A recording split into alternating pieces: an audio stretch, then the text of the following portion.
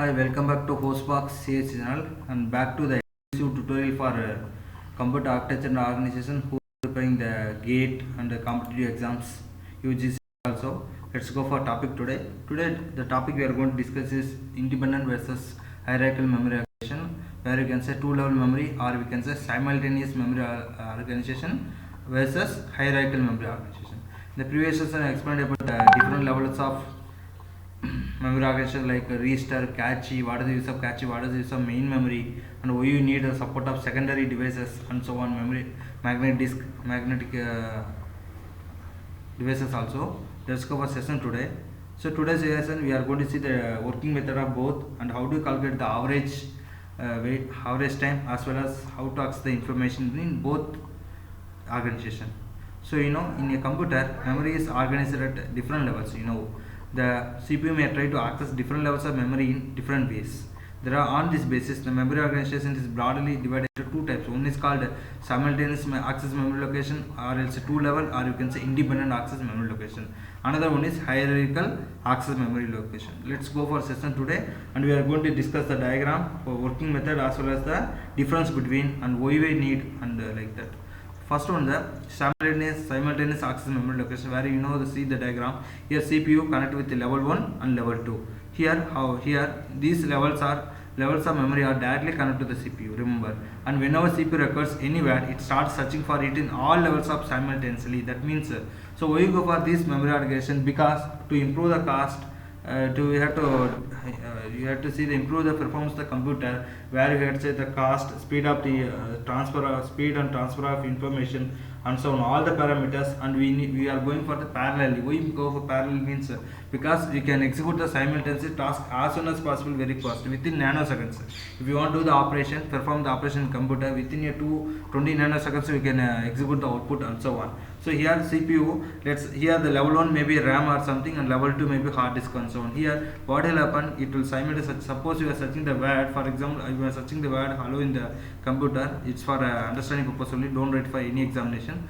So I am searching hello, whether it is available in the level 1 or not, and also searching level 2. If available, that is called okay, hit, that is called hit success. You can say hit if information available in the level 1, that is called hit. If not there, that is called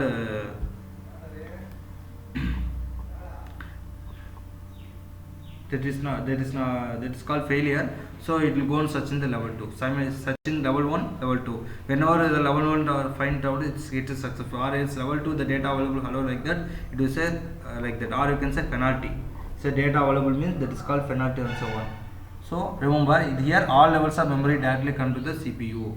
And then here, what are the abbreviation of this T1? T1 means access time of level 1, and S1 is called size of level 1, and C1 is called cost per byte of level 1, and H1 is called hit rate of level 1. So and how do you calculate the average memory access time? So simple and easy. If you want to find the average, calculate the average time required to access memory operation, you can use the formula H1 into T1. That means, what is H1 into H1 multiplies T1, that means what? The time required to access the level 1, that is a RAM. What are the data is there? The time required to access the memory. Similarly, in here these are sufficient, so we are seeing the formula here.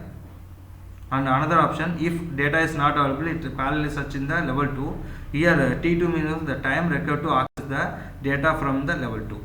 T1 means time required to access the data from L1. T2 is equal to the time required to access the data from the level 2. So simple and easy. So we can find the memory access time like this. And then hierarchical access memory organization. Here in this organization, memory level are organized as level 1 is directly come to the CPU, and level 2 is directly come to the cell level 1, and level 3 is directly come to the level 2, and so on, remember. So they are simultaneously connected here one by one. So let's see the diagram. Here CPU is the level 1, level 2. Now the question, how the word or operation will happen here? There are a few steps is there, like this only, where it first searches the word in the level 1. If the required word is not found level 1, it searches for the word in the level 2. Again, if not for searching the level 2, it move on to the level 3. So let's assume that the example, I am going to search the word hello, it's available in the level 1, it goes and search, that is hit rate is success. If not, that is penalty missing. Okay, we can say exactly miss. it's successful. If not there, it go and check in the level 2. Again level 2, the data available hello like that, will stop the operation, hit. Otherwise it go for level 3 and so on, continuously search the operation simultaneously here, one by one, parallelly simultaneously try to see the output, get the output as soon as possible. So here hit or penalty, hit and success, or you can say penalty or missing data. So now how to calculate the average time required to access the memory operations? Here just now I told you the operation of h1 t1 everything. So if you want to find, suppose how would you can calculate with h1 multiplies t1 plus 1 minus h1 and multiplies h2 in multiplies t1 plus t2. We need this formula and again repeated like this. Let's assume that here the data is available in level 1. What happen if data is available in the this one? So you can stop the operation with here only, that is h1 into t1. And unfortunately data available, not available, it in level 2. Then what that is means we are missing the hit success. That means operation not done. So you can use the formula 1 minus h1 then into h2. Then what is t1 t2? The time. So we have to calculate the time required to access the data from L1 and also h1 as well as the h2 also. So we are writing t1 plus t2 here. Let's assume that your hit rate is 90. What happened? So that is penalty or miss is 10. So 1 minus 90, 10 we can calculate. So these are the points you have to remember about the these are about the difference and working method of simultaneous and higher access memory locations. So these all are required for find the hit rate, data transfer, and speed up the and increase the performance of the computer and speed up the system and so on. So memory hierarchy is a very important area in the any competitive exam. The question may asked in the level of level 1, level 2 and so on. I hope that you understand. So if you have any queries or anything, you can communicate with the social media anytime, and please like, share, comment and subscribe, and thanks for watching this video.